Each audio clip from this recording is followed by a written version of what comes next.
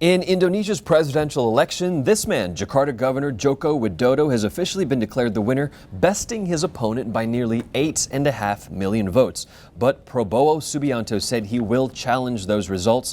Where does that leave the world's largest Muslim-majority democracy? I'm Ramy Inocencio for Asia Today. The Wall Street Journal's Southeast Asia Bureau Chief Patrick McDowell joins me right now from Jakarta. Now, Patrick, what is the next step moving forward for both of these men? Well, Mr. Subianto, as a former general, still has to file this complaint, which should be at the Constitutional Court by Friday.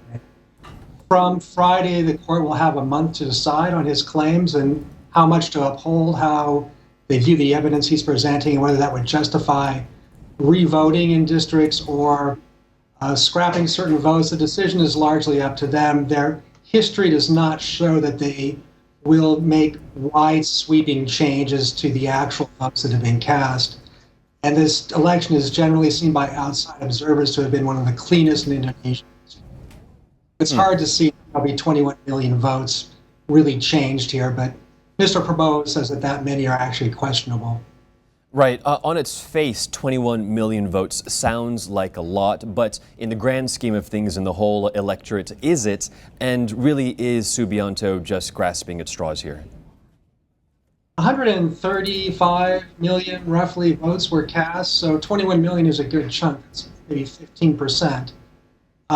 It seems like frankly, a straw-grasping move. His campaign has been looking since the vote was held July 9th to find evidence of mass irregularities. In the past, the courts have maybe changed a few thousand, or millions of votes. On the surface of it, there does not seem to have been that kind of wide-scale fraud, but it's to the court to decide. Right. Still time will tell once all those votes are counted or recounted, as it were. Now, let's say Subianto does lose this appeal, as it seems a lot of analysts expect it to be. How will the nation react? How will markets react? How would the world react once congratulations start to come in?